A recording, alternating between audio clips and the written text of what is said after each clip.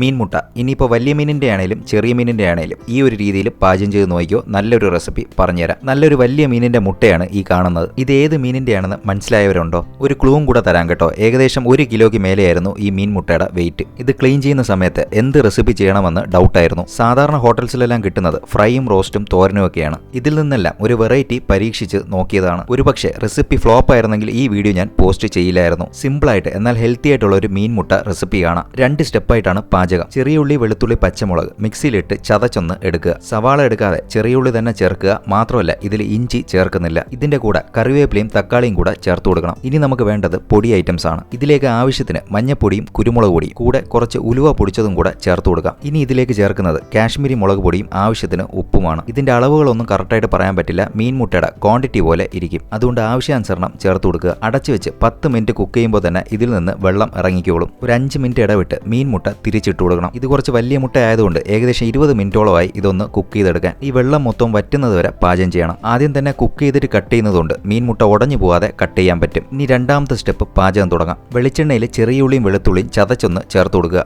ഇതിലേക്ക് കറിവേപ്പിലയും ചേർത്ത് നല്ലോണം ഒന്ന് മൂപ്പിക്കണം. ഉള്ളിയുടെയും വെളുത്തുള്ളിയുടെയൊക്കെ പച്ചമണം മാറി വരുമ്പോൾ ഇതിലേക്ക് നമുക്ക് 1 സ്പൂണ് മുളക് പൊടിയും കൂടെ ചേർത്ത് കൊടുക്കുക. മുളക് പൊടി മൂത്ത് എണ്ണ തെളിഞ്ഞു വരുമ്പോൾ നമ്മൾ നേരത്തെ കട്ട് ചെയ്ത് വെച്ചിട്ടുള്ള മീൻ മുട്ട ചേർക്കാം. 5 മിനിറ്റ് മൂടി വെച്ച് ഉടഞ്ഞു പോകാതെ മിക്സ് ചെയ്തെടുത്താൽ ഈ രൂപത്തിലാവും. നമ്മൾ മീൻ മുട്ട എണ്ണയിലിട്ട് ഫ്രൈ ഒക്കെ ചെയ്ത് കഴിക്കുന്നതിനേക്കാളും ഒരു പടി ടേസ്റ്റ് കൂടുതലാണ് ഈ ഒരു രീതിയിൽ പാചകം ചെയ്യുമ്പോൾ. മാത്രമല്ല എണ്ണ വളരെ കുറവായിട്ട് യൂസ് ചെയ്യുന്നതുകൊണ്ട് അത്യാവശ്യം ഹെൽത്തിയുമാണ്. ഇതിനെ ഫ്രൈ എന്ന് വിളിക്കണോ അതോ റോസ്റ്റ് എന്ന് വിളിക്കണോ എന്ന് ചോദിച്ചാൽ എനിക്കറിയില്ല. ഇതിനെ എന്ത് വേണേലും നിങ്ങൾക്ക് വിളിക്കാം. പക്ഷേ ഇതിന്റെ ടേസ്റ്റ് കിടിലമാണ്. ഒരു മീൻ മുട്ട എടുത്ത് ഞാൻ കാണിച്ചു തരാം. ഇതിന്റെ ഉൾഭാഗത്താണേലും പുറത്താണേലും കൂടി മസാല നല്ലോണം പിടിച്ചിട്ടുണ്ട്. ഇത് അധികം ഡ്രൈ അല്ലാത്തതുകൊണ്ട് കറിയുടെ ആവശ്യം വരുന്നില്ല. മാത്രമല്ല ചെറിയൊരു എരിവുമുണ്ട്. ചോറിൽ വെച്ച് മീൻ മുട്ട പൊടിച്ച് ഇങ്ങനെ മിക്സ് ചെയ്ത് കഴിക്കാനും നല്ല ടേസ്റ്റാണ്. ഇനിയിപ്പോൾ കൊതിപ്പിക്കാനാണെങ്കിൽ കുറച്ചും കൂടെ ടേസ്റ്റ് കൂടുതലാണ് പൈനാപ്പിൾ പുളിശ്ശേരിയും കൂടെ ഉണ്ടെങ്കിൽ. അതും ചെറിയ പുളിപ്പുള്ള തൈരും നല്ല മധുരമുള്ള പൈനാപ്പിളും കൂടെ ആണെങ്കിൽ പറയണ്ടല്ലോ. കൂടെ നമ്മുടെ സ്പെഷ്യൽ മീൻ മുട്ടയും. ഞാൻ എപ്പോഴും പറയുന്ന പോലെ നിങ്ങളെ കൊതിപ്പിക്കുന്നതിൽ വിഷമമുണ്ട് എങ്കിലും പറയാം. എരിവും മധുരവും പുളിയും എല്ലാം ഉണ്ട് ഈ ഒരു കോമ്പിനേഷനിൽ.